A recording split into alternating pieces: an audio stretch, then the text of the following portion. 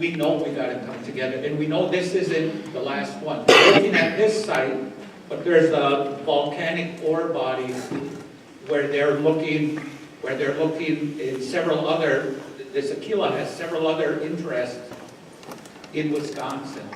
We know that the USGS just was doing surveys, and I know we've had issues with that, but they're looking at this whole mid-continental rift, there's an ore body, you know, goes from Iowa, or a rock formation from Iowa, curls all the way up towards like Duluth over in there, and it ends up in upper Michigan. Well, we know other companies are going to be there. Where do you know, we've got Flambeau mine, Crandon mine already. Where do you go hunting elephant? Well, you go in elephant country. They know these are here, so more people are going to be coming. This is where they're going to be looking. This is all our lands. This is our areas. So with that, on our grassroots level, my relative here, Anaquah, Guy Reiter, I'm going to have him come speak to you about some of the other things where we might ask that you help us. He's a community coordinator on our reservation, and he heads our protecting the Menominee River and also a lot of our healthy initiatives on the reservation. So I'm going to give him the floor here.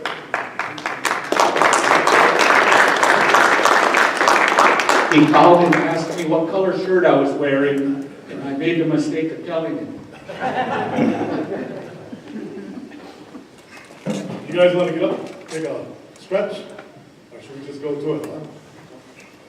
We're right at it, right? How long are we at time? Getting close to time. I want to respect Mr. Hoffman's time as well.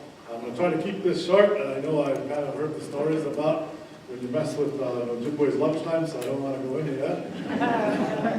I wanted to just speak a little bit in our sacred Menominee language. I know my brother Boise here was up here speaking our language and said a prayers, and I don't want to say any more other than add to what he had said in our own Menominee language. It's always a great opportunity for me to be able to speak our language. I think it's not spoken enough, and our languages need to be spoken as much as we can. And whatever that is, even if it's Buju, Poso, or Ane Nap, and Gigawabam, and whatever it be, I think we need to try to do our best to say those things. So I'm going to speak a little bit in our language and introduce myself and all that. There is a part in my speech where, or in my prayer or my talk where I'll say I'm really handsome, but I'm sure all you guys already know that.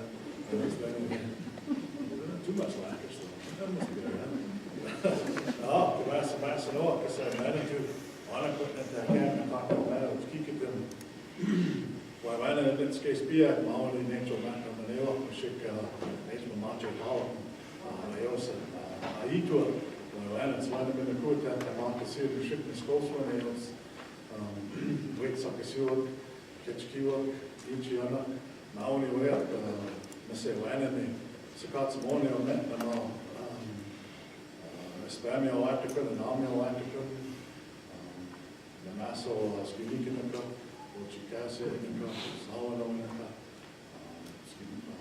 Skimoka Halanica, Coco Massacre Macana, Casaman the Dome, Sakats Mona, and Maki, Bottom, Mani, Attica, Anyway, Makana, N.A. So, I guess it's pretty interesting for me is when I hear my uncles here get up here and talk, I hear a lot of wisdom in their voice. Even my aunts here that did our water ceremony, it's really wise that they leave that water here on that table. When we first started this, to stand up, or when I first started to stand up to this back fording line, one of the first things we did was a sacred water walk. We did it with our Grandma Josephine Mandalman, one of the original grandmother water walkers. She walked around all 5 Great Lakes to raise awareness for our water. She's really started that movement in our communities and that awareness.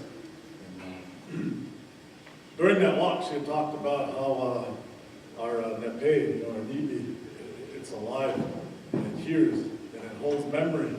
And I remember those things as a kid sometimes, and my grandma would say, you know, when you're having a bad day or things are going on, take that netnama or that sama, she said, go down to that water and ask that water for help. Whatever it is that you're suffering with, go down there. Sincerely, she would say, and offer that netnama. And I did that in my life, and it helped me many, many times, and it even helps me today. So, it's that indigenous wisdom, you know, that I try to hold on to. And that's why I like to keep this in a pay, because this is what a lot of us are here for. I can see almost everything on that agenda item is related to our first medicine, this water. And another reason why I like to keep it here is to make sure I'm not lying. And don't go tell those other waters if I'm lying about what I'm saying. So I always try to say the good things. There might be a little BS in there, but it's all pretty much true. Honest image. Also, I always like to have our medicine at Netnamal, you know, the way I was kind of taught, it's our direct connection to the Creator. And when we have some things on our mind, you know, we should always put those in our hands. And it's our direct connect, you know, it's what was given to us to use, so we should use it. So we've done a lot of things, you know, in terms of grassroots efforts, and we've done remembering our ancestors gathering along the river. We've done water ceremonies along that river. We've done lots of things. We've got a lot of things coming up here in the future for the summer. But one of the things is, my uncles have said, I heard you guys, I know you guys have heard what they said, is we need to come together. You know, and I was kind of taught as a kid, and even as I got older, what happens to one happens to all of us. And, you know, we need all the help we can get in this thing. You know, this is what it's about. You know, you can buy it at a store now. You know, you never used to be able to do that. You know, and I'm not that old, and I'm what I'd like to believe is young and handsome and good looking, and maybe not.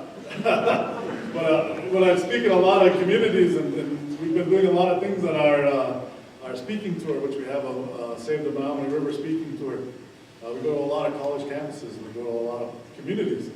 And a lot of times I see it's a lot of the white-haired folks that are sitting there, not a lot of our young people. I was really, really empowered when I see our young one there in the corner. It empowers me for what I do. One of the things that we were taught when we were walking for our water was a phrase when we would pass that staff on to the men, and the women would exchange hands with that kettle of water. We would say, we do this for the water. And my grandma had said, think about all those ones when you get tired. Think about those ones that can't walk. Those ones that, you know, can't get up here and write comments, you know, and submit them. Like the four-legged, like the two-legged, and, you know, the winged ones, all those ones that can't be here. And she said, think about the ones that are, even in our own communities, you know, where they have a hard time walking, and are elderly and things like that. So it was hard, you know, like after a couple of days, it took us 3 days to walk, about 126 miles. The only way they got me to do it, though, is they said it was going to all be downhill. I'm telling you, it wasn't all downhill. But after you walk for a long time, you know, legs get tired, and I would think of that. Our grandma, she would remind us as we were there, you know, we do this for the water. You know, think about those things. So we always tried to do that, and I tried to do my best, and it gave me that little bit of extra oomph, you know, in my step.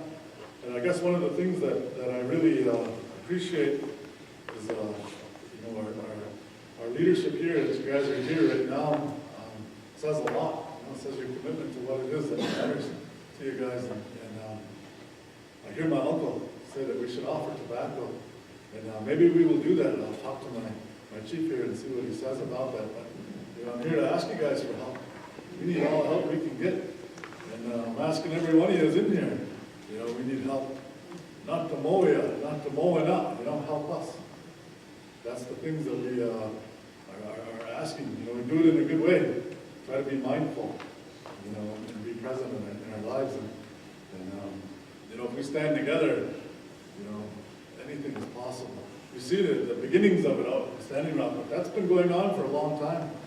You know, when the invaders got here a couple hundred years ago, you know, there was a lot of our elders at that time that had said that very same message. You You know, we need to stand together.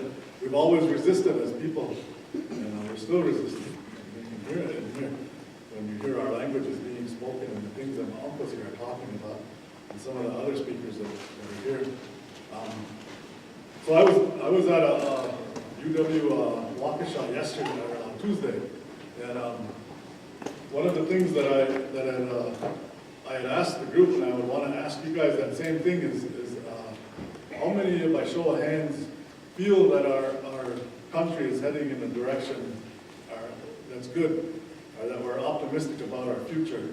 Can I see how many of your hands are? You guys want to look around? Just one. Just one of them. One of our people here are optimistic about our future. You know, sometimes when there isn't a lot of hope, or there isn't... Oh, yeah. Oh, I didn't hear you. Rich. I'm very optimistic. Oh, We're going to win this thing. But we have to come together in order to do it. And that's exactly my point. When there isn't those, you know, the administration that's in place, we're setting up lots of fires and things, and it may seem like we can't do this, and it may seem like a big obstacle that we have to jump over. We've got to create our own. You know, we need to get off our, you know what, as my uncle said before, and do something about it. Organize, stand together. When I first stood up against this back 40 mine, our elders back at home had told me, you need to remember, we were given the original instructions and the original responsibility of looking over for that water. All of us Great Lakes Indians here, all of us Indians as First Nation peoples were given those original responsibilities. We need to own that, and come together, put our petty differences aside, and stand as one. And I hope that we can do that, because it's for those little ones like you see over here, and it's for those 7 generations that are coming up, that we do what we do. We do this for the water. So I say, Waiwanan, Miigwech, for allowing us to speak here. You can go on to the tribe's website, the Menominee Indian Tribe of Wisconsin. There's a little Back 40 tab that'll take you to another site that's called noback40.org. And there's a lot of information, a lot of ways that you can help. There's all kinds of information about sulfide mines and all kinds of things. You know, I don't want to bore you guys with that. I'm sure if you get to a computer, you can understand.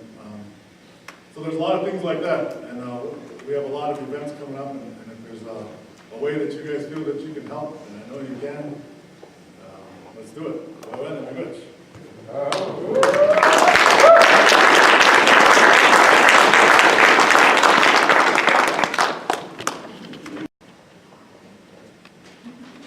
Hey, good Chairman Besaw and the rest of your team.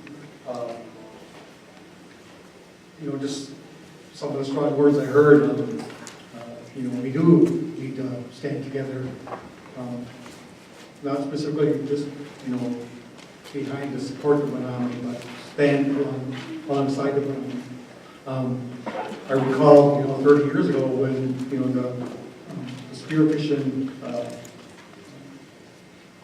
exercise, treaty rates was going on, and like the Flambeau was one of the, you know, most heavily criticized bands, and it was like all our fault because we went out and tried to feed our families, as it was done, you know, hundreds and thousands of years ago. Mr. Wiggins in the keynote mentioned about how, you know, the bands stood together to help protect the Pinocchis. And this is another opportunity for us to stand together to help our brothers and sisters at the Menominee to you know, make sure that our ancestors are not only taken care of, but the ones that will be, you know, coming in the future behind us.